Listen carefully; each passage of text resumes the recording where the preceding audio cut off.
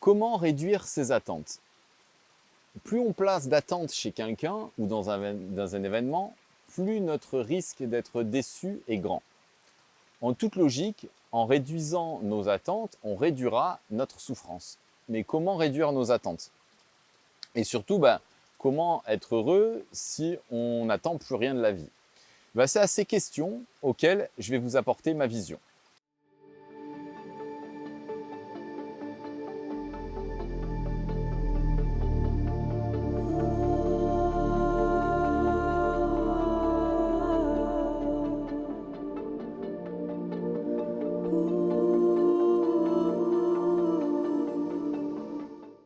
Plus nos besoins et nos attentes sont grandes, moins on les atteint et donc plus on est déçu. Pourquoi? Mais c'est encore un piège du mental et de la pensée linéaire. En fait, il vous fait croire que l'extérieur a la capacité de vous remplir à l'intérieur. Mais si vous vous sentez pauvre, vous continuerez à vous sentir pauvre même dans une maison de milliardaire. Si vous vous sentez seul, vous vous sentirez seul même en couple. Si vous ne vous aimez pas, même en couple, vous ne vous aimerez pas.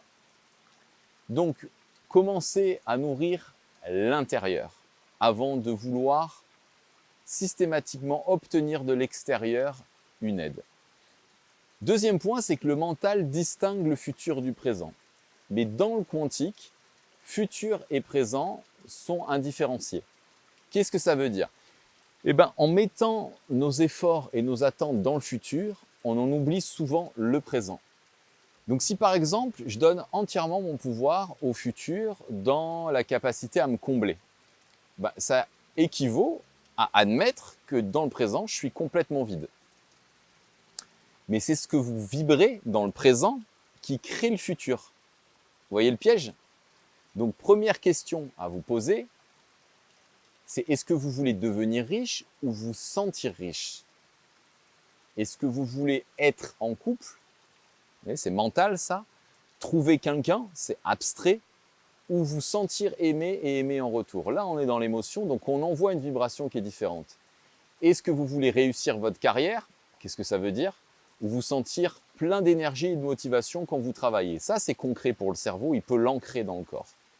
Et surtout, Graal du Graal, si vous ne vous entraînez pas à la gratitude maintenant, quoi qu'il peut arriver dans votre vie, n'importe quel succès, vous focaliserez toujours sur ce que vous n'avez pas, sans voir tout ce que vous avez.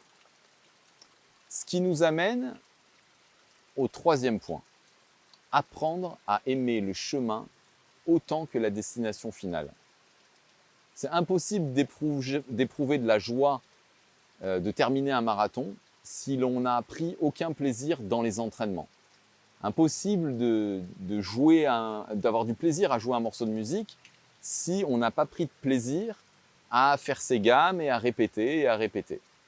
Donc quel que soit votre projet, trouvez votre âme sœur, créer une entreprise, écrire un livre, vous devez apprendre à apprécier le processus. Roger Federer dit quelque chose que j'aime bien.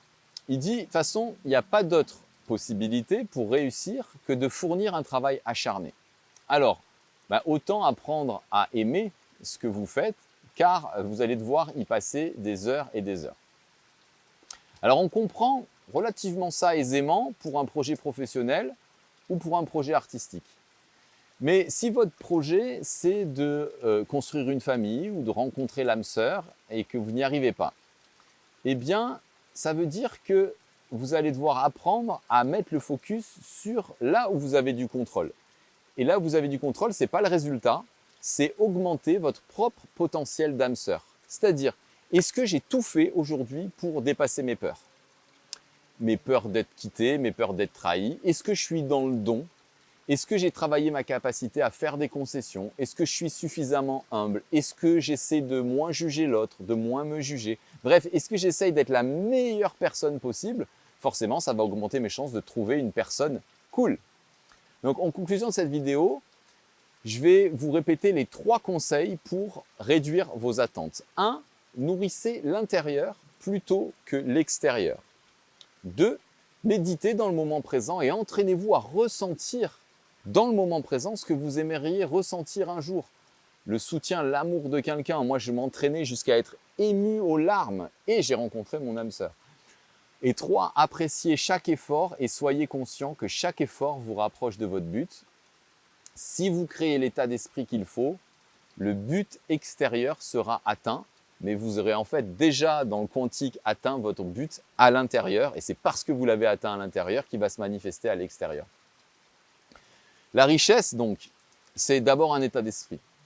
La paix, c'est d'abord un état d'esprit. L'amour, c'est d'abord un état d'esprit intérieur. Ça ne vient pas de l'extérieur. Si vous voulez en savoir plus sur mon programme d'entraînement de l'esprit, eh bien, vous pouvez me contacter directement dans le lien qui sera laissé en commentaire en bas de cette vidéo. Et sinon, je vous invite à vous abonner, à partager, à liker parce que ça peut aider énormément de personnes à aller mieux dans la vie et c'est ma simple vocation et mission de vie, vous permettre d'avoir plus de paix, plus de joie, plus d'enthousiasme dans vos projets. À très vite!